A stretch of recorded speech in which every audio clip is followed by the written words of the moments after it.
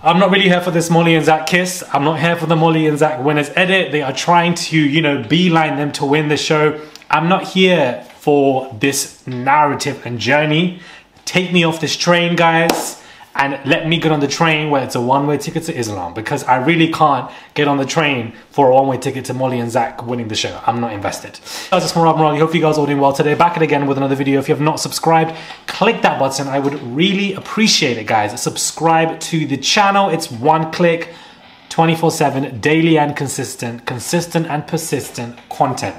So, I don't know why this recoupling is happening tomorrow. Is it just me, or are they zooming this? Are they fast forwarding this? I don't know why. Casa Amor days are normally 4 to 5.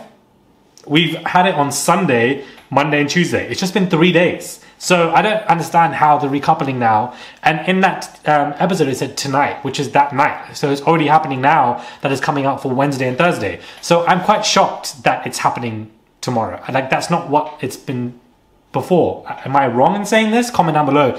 But I think producers are speeding it up because they are seeing that, you know, viewers are not enjoying this Casa Amor. It's not as, you know, salacious for us to enjoy it as viewers, and we're not really excited for the reactions of couples because most of the couples aren't strong anyways. So I do find that interesting.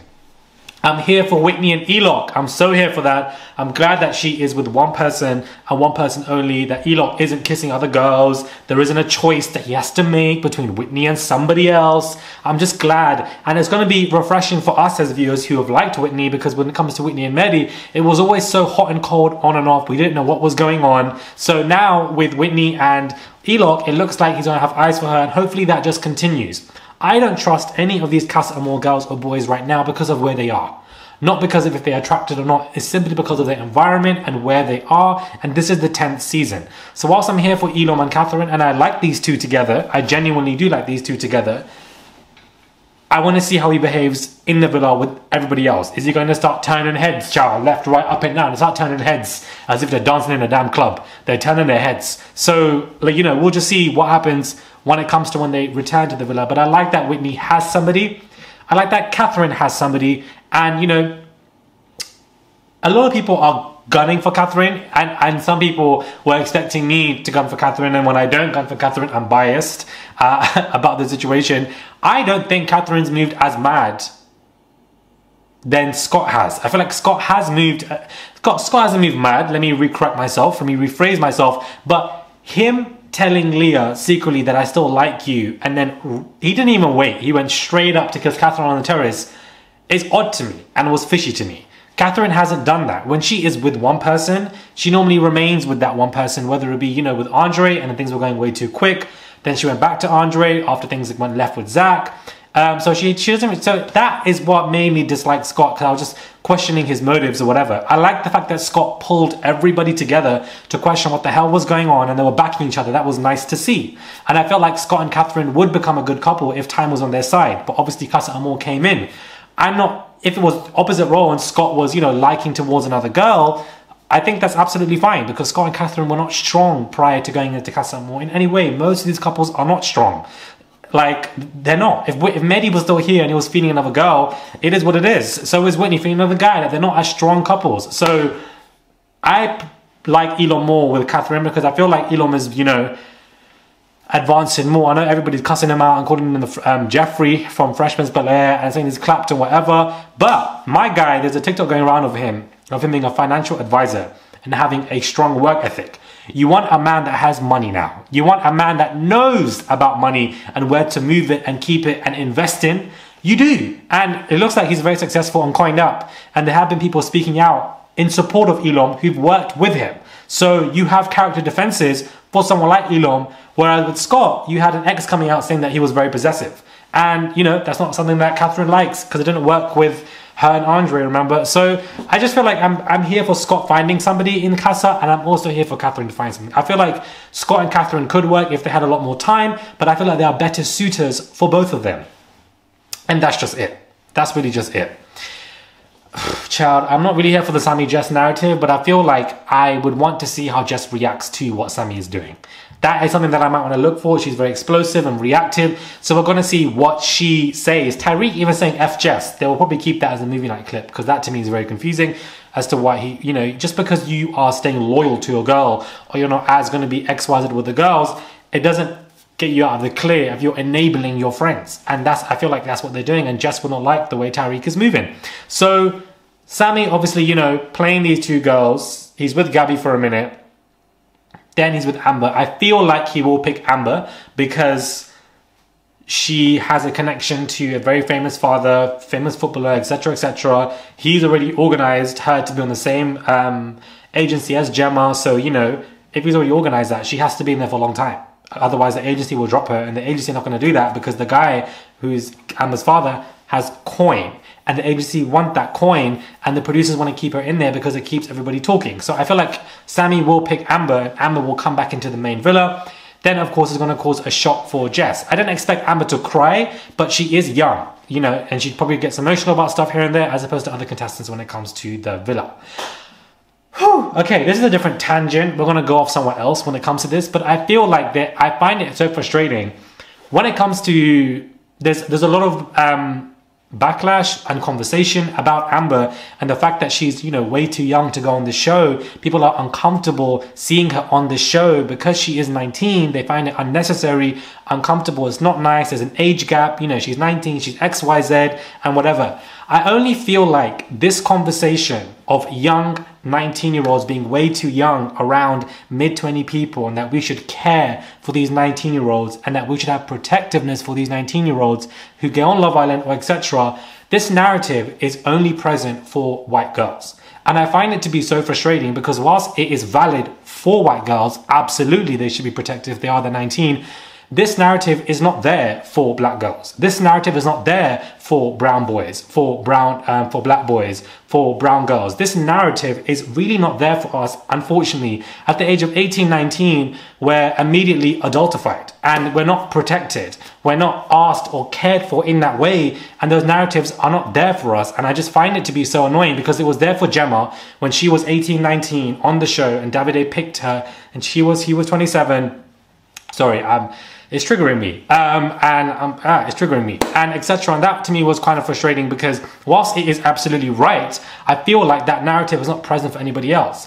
When it came to the Philip Schofield scandal, Matthew McGreevy, everybody was behind the narrative that he was groomed, which I believe Matthew was. However, Shamima Begum did not get that narrative. You know, she was groomed, she was a literal minor, but nobody cared. The girl who's had 3 abortions is forced to stay in a country, XYZ, when she's from the UK. She was a minor. But that conversation is not there for her because she is brown. And I feel like when you are a person of color and you're young, you get immediately adultified as if you're in charge of everything. And it's very frustrating. Like with me, everybody knows about everything that happened last year, me being 18, 19 with 40-year-old uncles beating me up and locking me up and etc. and drugging me and whatever. And, you know, to play their sick fantasies and whatever they wanted me to do, there wasn't that conversation of an age disparity. And I just think that because I'm brown, bearded, you know, Arab, the masculine or whatever you want to call it, it negates that. And I felt like the adultification of young people of color is very much there, and it's so dangerous. Like, it's so annoying and it frustrates me. Whilst it's valid for Amber, she is 19, she is very young to go into the villa. I do not like 19-year-olds, 18, 19-year-olds even stepping foot in the villa because you have them having conversations with people in their 26, 27. It is a very significant age disparity, and that was the same in there for Gemma. She was 19, Davide was 28, ridiculously of an age disparity. I'm glad that there was support for these two girls and this vocalization, but it's not there when it comes to black girls in any capacity. Brown girls, brown black boys, they're not.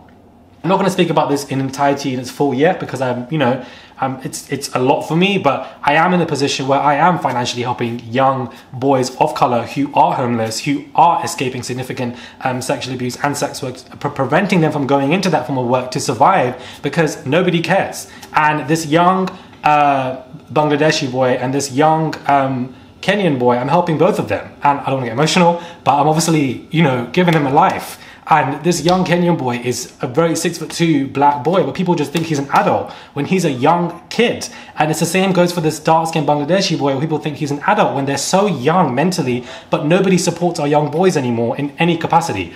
Whew, sorry, I've just gone into a complete tangent and I don't want to get emotional and cry. I'm not doing that again because we know what happened last time. But I just feel like nobody supports these young boys of color and it's so frustrating. Nobody wants to help them. There's no youth clubs. There's no supporting clubs. There's no conversation online. It's just a shame. And I'm very much here for this conversation for Gemma and Amber. I think it's great. I don't think 19-year-olds should go on Love Island. It's very dangerous. You know, I think it's way too early. They're not ready for XYZ. There's sexual stuff going on as well. It is just very odd, guys. Especially as we just had somebody on the show who was 30 and now we have a 19-year-old. It's just very heavy disparity. Like there was a British Ghanaian guy who came out and there were allegations against him and that, you know, he was sexually harassing 3 of his colleagues who were black girls.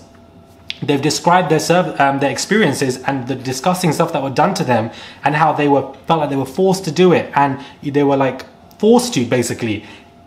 It's not getting any coverage and nobody cares. And I just felt like, again, it's like you were forced to do XYZ, you were told to, you were emotionally blackmailed, but at the same time, you are adultified because you are a black girl. And there's just no protection there for them in any way. There hasn't been any conversation. Their stories are wild and I'll probably cover it in a separate video because it needs awareness. So I just think that it's annoying that they as girls and we as boys don't get that same, you know, narrative. Child, I just done, sorry guys, I really have messed up this review and I really do apologize. Like, I'm so sorry. I honestly apologize. I really want to just say sorry. Anyways, let's get into the rest of this review. I don't know why this Casamore recoupling is happening so soon. It doesn't make any sense to me, but we'll see what happens. Tyreek and I think Ella is going to recouple with Uzi. She's most definitely going to bring him back. Tyreek is going to be single and then there's going to be an issue between them all when that happens. But I think that Tyreek and Ella will make it through. Producers will tell them to. Because if they don't, Uzi's way too new to carry Ella to the finale. Way too new. So I don't think it's going to make any sense. I honestly don't think it's going to make any sense. In my opinion, I just don't think it is. I don't see it. Do I think Uzi is better suited to Ella?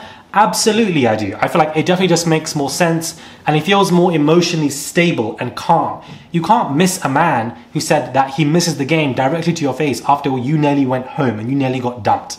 So why would you want to go back to him? Because if he misses the game right now in a localized, controlled environment, what is Tyreek going to do when you are going to be in clubs? He is a good looking lad. The girls are going to be in his DMs. You know, he's going to get a lot of attention in the first 2-3 months of Love Island. We know how this works. So I don't think it's going to work between them two on the outside. So Ella should definitely stay with Uzi and bring him back.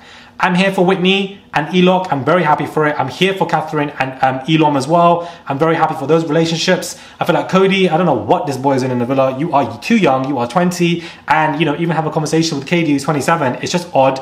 It don't make no sense. Please go back to your girlfriend at home, child. I don't know what you're doing. So, you know, it don't make no sense. I think Sammy will bring back Amber. We'll see what Jess's reaction is because I feel like Jess will not recouple with anybody. So that is going to be interesting, in my opinion, to see what happens there. I do think that this has potential to be an okay Casamore recoupling for what we've got for what we have to look forward to, which is Molly walking in. Katie isn't going to do anything. I don't think it's going to be that deep, but you know, Molly walking in shocking the girls because she's coming back with Zach. Ella bringing in Uzi, Tyreek standing there going to be shocked.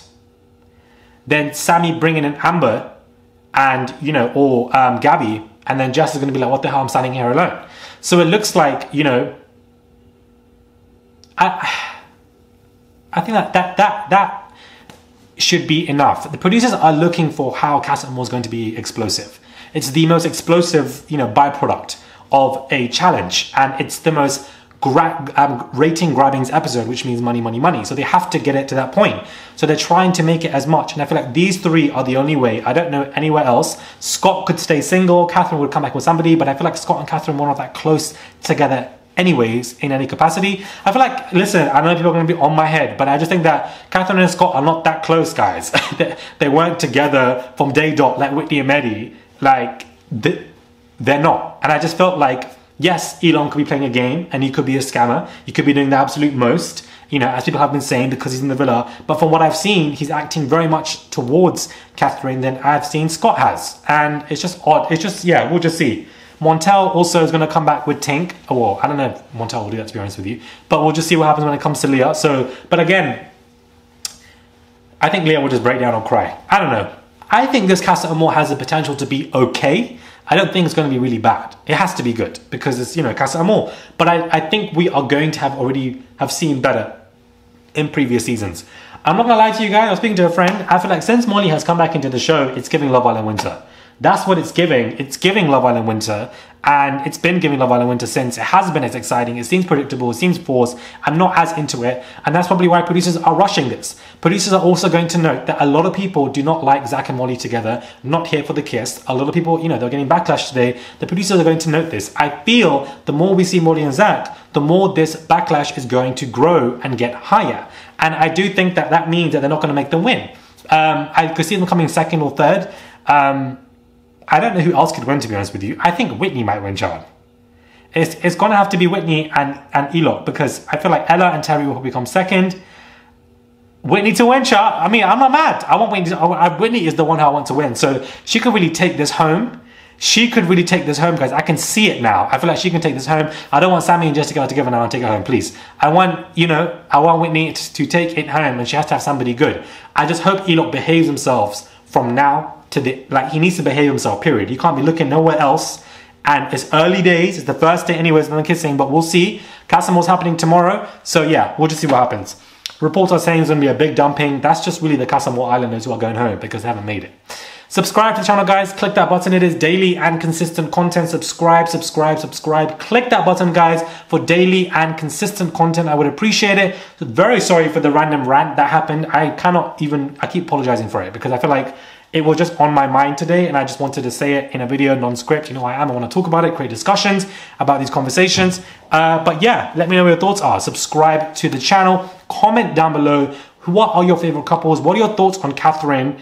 And do you agree or disagree with how she's moving when it comes to the Scott stuff? Do you think that she has a right to or not? Because there seems to be a lot of conversation about those two. Thoughts on Whitney and Elok as well. Thoughts on what, you know, Sammy was doing and whether Jess is going to be angry about it. And Amber obviously crying and breaking down about the whole situation. Thoughts on the Molly and Zach kiss. And I love reading your comments because I feel like a lot of you guys comment. And, you know, a lot of you have interesting thoughts. Subscribe to the channel. I would really appreciate it, guys. It's just one click. I would really appreciate it. I'm a one-man team. I get everything out for you guys ASAP on my own. Edit, film, and up it goes. You know, just to keep you guys entertained so you guys can just watch and enjoy content. Head over to my Instagram at Murad_Morali. And I guess Casa Amor is tomorrow, guys. It begins tomorrow, which I think means that Thursday is going to be the main couple or the main situation, which would probably be Ella and the whole situation with Harry. I think that will be Thursday night as the main stuff. And Wednesday will be, you know, the beginning of it. So yeah, I'm excited. And then Friday will be the aftermath of like drama and whatever. And then Sunday will be like, you know, more aftermath and apologies and etc. like that. We know how this game goes. That's the thing with Love Island. It's in its 10th season now, coming twice a year. It's too predictable. We know how this goes. What they should also do for Casa Amor is for those that don't make it in some kind of way, get dumped. That's what they used to do for season 3. You know, we need some more ruthlessness to this show. And it's just a shame because when Molly got dumped, it reminded us of the old season stuff. Her coming right on back. Like, it's no longer iconic for me. I don't know. I just hope that this picks up. I feel like this week it's turned into a different show, and hopefully, you know, it just picks up again later this week and next week, which I'm sure that it will, because this season so far has been really good up until this week, in my opinion. Up until Molly walked back in, the season has been great, in my humble opinion. Subscribe to the channel, click that button. I'm talking so much, and I'll catch you guys soon for another review.